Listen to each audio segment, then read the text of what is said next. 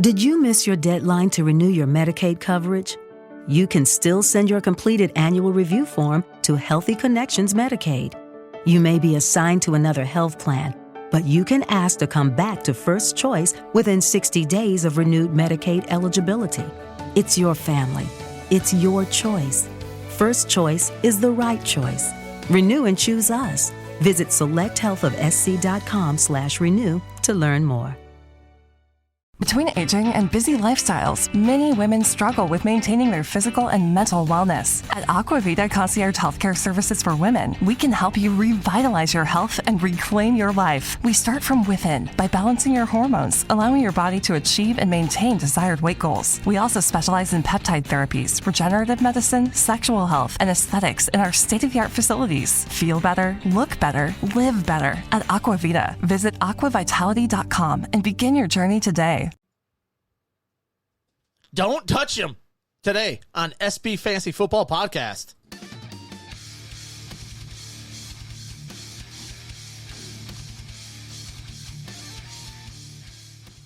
And welcome to the SB Fantasy Football Podcast with your pals Alan and Rapid Dave. I'm Alan. I'm Rapid Dave. Man, this headset is loud. It's loud. I don't ever touch it, but man, when I finally put it on, it's like, oh my gosh. Yo, what's up, man? I thought we'd talk a little fantasy football today. How's that sound? Oh, man, I'm trying to keep the blood from flowing. Okay. Because I don't want to get too excited because we're under 100 days away, getting closer and closer, but I don't want to get too excited. I did restart watching the league again. I'm like, all right, I'm starting to do a little bit of prep work and getting very excited. I can't wait for it because it means more shows, more fun, heartbreak, heartache, letdowns. Just all of the above? Oh, gosh. The ups and downs of fantasy football. So what are we talking about today? So, wanted to talk a little bit about... Jeez, you're doing great over there. Talk about players avoid versus don't draft. Okay. All right. So, and there is a big difference between players that you're avoiding and versus players that you're not drafting. I think there was some confusion last year. Some people didn't understand what we were talking about. Yeah. Right. Yeah. We were in a little bit of confusion because I was talking about, for example, Alvin Kamara was a player I was talking about avoiding last year. Yeah. But I drafted him in like the 4th or 5th round in a draft. And they're like, well, I thought you were avoiding. At the value, it was a good pick. Alvin Kamara was going somewhere in the first 3 rounds in most drafts. Mm-hmm. And again, a couple rounds after that, the value was there for me, right? Oh. You avoid a player too. There's a certain breaking point where you're like, you know what? I could take him here. I can justify the draft pick here because it's a lot lower risk versus if I'm drafting him in the first couple rounds. Yeah, I always hope there's like another sucker that's going to take that person I'm trying to avoid off the board. So right. So it doesn't even come around to me, even in the 6th round. I don't want the option. And I don't want the option either because in the 6th round, I'm like looking, I'm like, well, but then I still know I shouldn't do it. Like, I just know. I know better. But I like with that name, I'm like, all right. But I still think I avoided him all the way because he was dropping like a rock last year. Yeah. And I did end up just being able to avoid him for like the first 5 rounds, and then someone took him. I was like, all right, thank God. But yeah, no, avoiding is when the value becomes so overwhelming.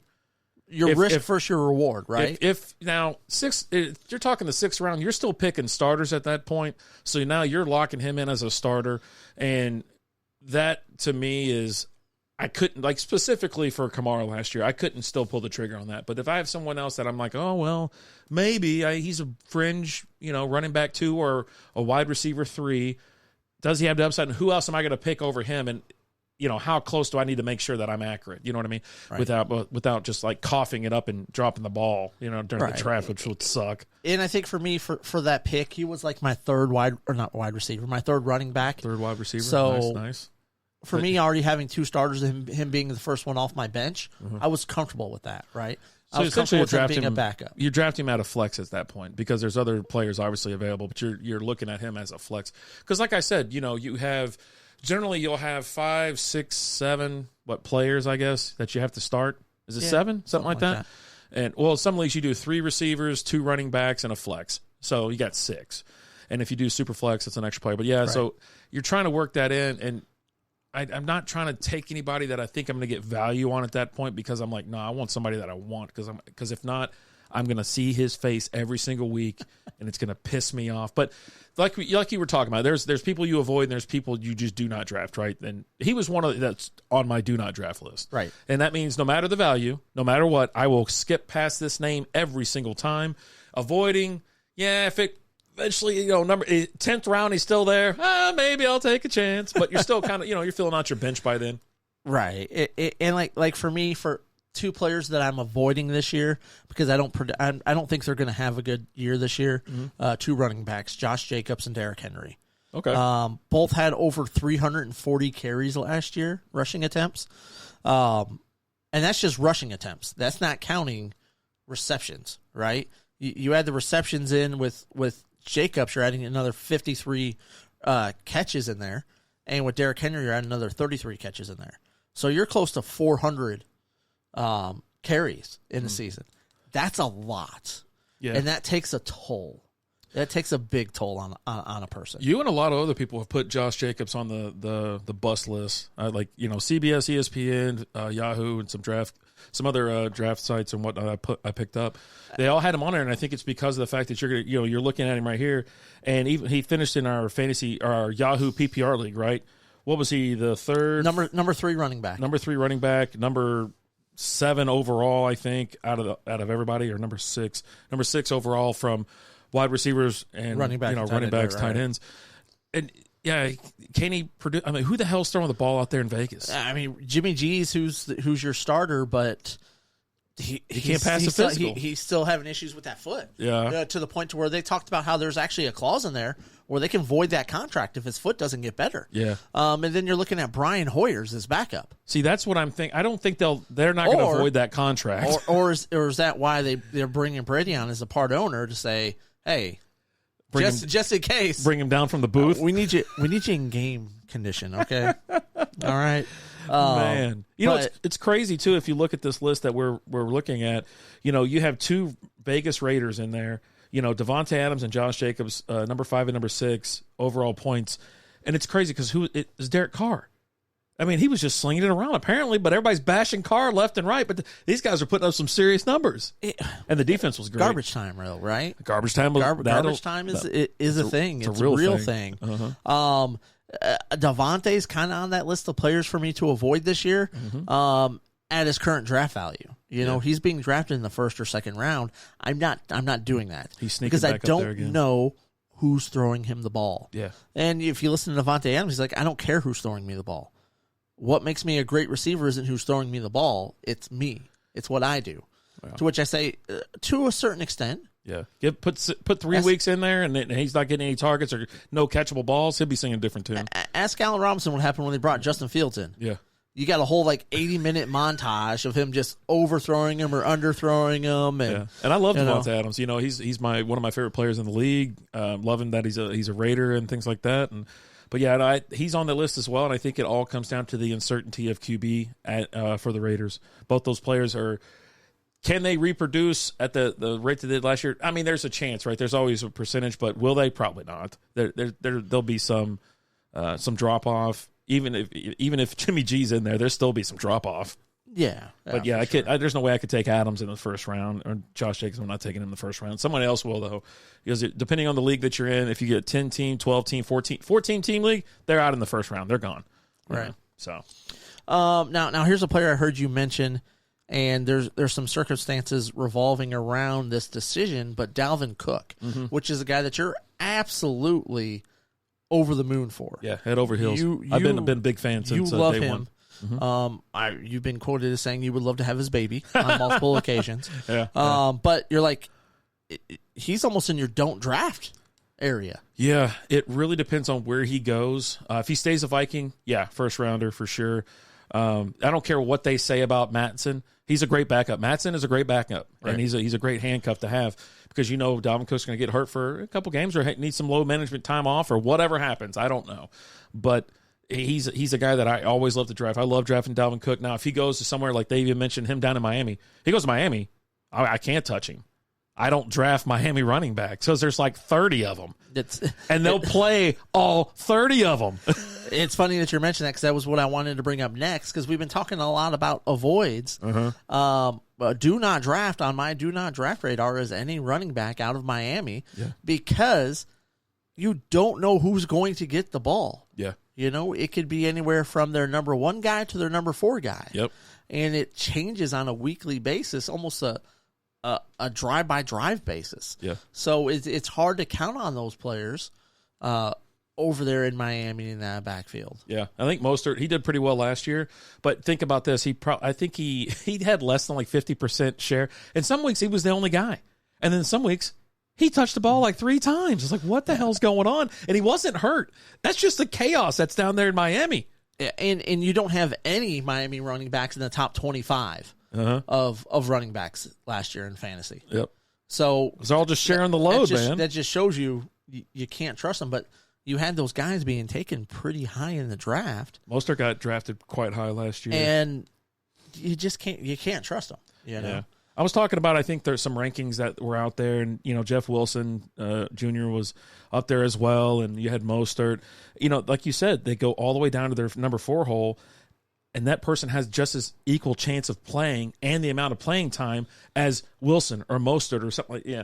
I can't – now, they're a team that I'll avoid. They're not a do-not draft. I have them borderline do-not draft, but if it's like the 10th round and I get Mostert – I always get suckered into that because I think that's what happened last year for the gangster or the Strikeout Beer League. Right. And I ended up getting him. He did great when he was on. He did great. Well, when he was not on, I was not having a good Sunday. I was not happy. And the crowded backfields. It's so that's the way it is right now in the NFL. Back in the day, you had your bell cow. That's it. This person's getting damn near every single snap. Now, you maybe first, second down, and then they give it to a different guy for a little pass catching if they're a little bit farther away. You know what I mean? They're 3rd and long. But generally, like, you had a running back, a big bruiser, or somebody that could just pound away and get you those 3 yards or whatnot. And now it's just completely different. I mean, they have a running back committee is a real thing, unless you have Christian McCaffrey. Right. Now, let's switch gears a little bit. Let's go to I want to go to quarterbacks real quick, and I want you to give me a name that you're avoiding and a name that you're not drafting. You're not touching this guy with it. You're not going to touch him with my 10-foot pole. Okay. One, I'm not drafting. Geno Smith finished 5th last year. I'm not touching him. Okay. I can go down. If you want to go top 10, I'll give you the top 10 from last year. No, I just want 2 names. You just want two names? All right. So I want a guy you're not drafting and a guy you're avoiding. I'm avoiding Jared Goff. Okay. And it's mainly because, you know, I had him last year, and he did me wrong in some games, and they just decided to run the ball a lot that week or something like that. There's a couple weeks that just burned me. Your number 8 quarterback in fantasy last year. Yeah, so I'm going to avoid him, but I'm not drafting Geno, and Geno finished 5th. Okay. So, you know, as much as you love to talk about Jared Goff, Geno Smith finished 5th, and Goff finished 8th. Yeah. So, yeah, those are my 2 guys. Now, that's the top. And you don't really have to – I said it during the last show that when we started talking about Tua's on my – I'm going to throw him out there too. He's on my avoid because I can't afford him at where he's going with the uncertainty of his head and the possibility of him getting hurt again and just going crazy. Tua's on my don't draft. Yeah. I'm not drafting him because, yes, we talked about him last week, doing all the right things in the offseason. Oh, yeah. But he's 1 hit away from never playing again. Yeah. And I just, for where I'm going to have to draft him to get him. 2, even if he's falling, I just have guys I like better. Yeah. You know, I'm really looking for Justin Herbert to have a rebound year this year. He should. You know? I mean, he finished number 9 last year, so he's still a top 10 quarterback last year. But some people would consider he was a bust last year just because he was going number 2. He was my number 3. I ranked him as my number 1 quarterback going into last season. Mm-hmm. Because he's been right there the last couple seasons. Mm-hmm. Aaron Rodgers is a guy that I am avoiding. I'm more interested in Aaron Jones as QB though. I'm listening to that. Let's have a conversation about that. But I'm definitely avoiding Aaron Rodgers this year. He finished number 13 last year for quarterbacks. I got him 17th right here. Just saying. That's your actual ranking. Oh. Yeah. Yeah. That's what he finished last year, 17th with 336 points. Yeah. Yeah, 20 points behind Justin Fields, and only 18 points ahead of Tua, who missed a handful of games. Right. He's not getting drafted anyways. He's going to get drafted. He's I guess going when to it's get pretty drafted. To me, it would have to be really low for me to draft him. The things that would have to go wrong in my draft for me to draft him, because I'm taking Jared Goff over him. Yeah, you should. I'd even probably take Daniel Jones over him. Yeah. I mean, he's ranked ahead of him. He scored more points than he did last year. Daniel Jones is a team player, big dude, likes to run too. He can sling it. He's getting better, it seems like, every year. They just don't ever put receivers around him. There's no one to catch the ball. Yeah, and he's doing all this S on his own. It's him and Saquon versus the world. Yeah, that's it. But yeah, I'm with you. The catastrophic thing that you have with Rodgers is that the only way you'd have to end up drafting Rodgers if you were in some super flex league, or everyone's just started taking 2 QBs, and then you're like, well, I need 2. Right. that'd be like, the FOMO. You'd just be the fear of missing out. Yeah. So real quick, let's finish up. Right. At what point do you start putting players on that avoid versus do not draft? When you start making that decision, like just how soon before you start doing your drafts? A week before I do my draft. About a week before you start doing your drafts. Okay. I want to see preseason OTAs. I also want to see how they're reacting, and just in general, like if the team's going well or if there's just dysfunction. You know what I mean? Or if they're, like Rodgers went out there and did some practice and he already got hurt. Yeah, he's already on my do not draft. You know what I mean? It's one of those things where, I'm not putting any of these people officially on my do not draft, and we'll release some more, obviously some shows, more rankings and everything else. But, I can't do that to myself or anybody that's listening and be like, I'm just not drafting this. I mean, what if one of these dudes just start popping off and just throwing dimes and they're feeling great and they're feeling it and looking good, and then, you know what I mean? Yeah, but to me that's OTAs, and that's so that's indicative of the team that they're playing on. Like I saw the story that said DJ Moore is tearing up cornerbacks right now. Oh, Jesus. So what that tells me is the Bears cornerbacks are awful this year, is what that tells me. They're terrible. They're terrible. So that doesn't do anything for me. Yeah. And what you're seeing in preseason doesn't really do much for me because it's very vanilla. It's very plain and dry. I want to see the camaraderie. I want to see the teamwork. I want to see them going out together. Hey, they're going to strip club and stuff together. I want to see them together as a group having fun. But yeah, it's to me, I'm kind of starting to formulate those lists as I'm going through my rankings and looking at people and looking at these things. Like, there's nothing that's going to change my mind between now and when I make the draft about Josh Jacobs and Derrick Henry, because I'm basing that opinion off of the workload they had from the previous year. Last year. Yeah, right. I got you. Josh Jacobs before last year wasn't that great the 2 years before that. And all of a sudden you blow up because you have this monster season of all these carries and these touches. You can't possibly duplicate that 2 years in a row. He was so damn good. You're just not going to. They used to say that too, and I think Henry came back and had this a repeat year one time, and then I think it was Chris McCaffrey that came back But he too. didn't have the touches. The touches weren't there like that. Like Derrick Henry had more touches last year than he has any previous season of his career. So there's that number. I'm talking a couple years ago. Yeah, like Henry when he was King Henry. And they were just mowing people down and stuff like that. Yeah. Yeah, and then he got hurt. He got hurt last year. Is Tannehill even going to be there? Malik? No, was that Malik? I don't. That's a whole other show. All right, it's still got to be Tannehill, right? But you know what, guys? Thank you so much for listening. We appreciate it. We start our rankings next week. Yeah, starting with QBs next week. So tune in next week for our top 25 quarterbacks. It's or 25 or 30, something like that. I don't know. It's going to be a lot of fun. But as always, I'm Alan. Rapid Dave. We'll talk to you guys later. Deuces.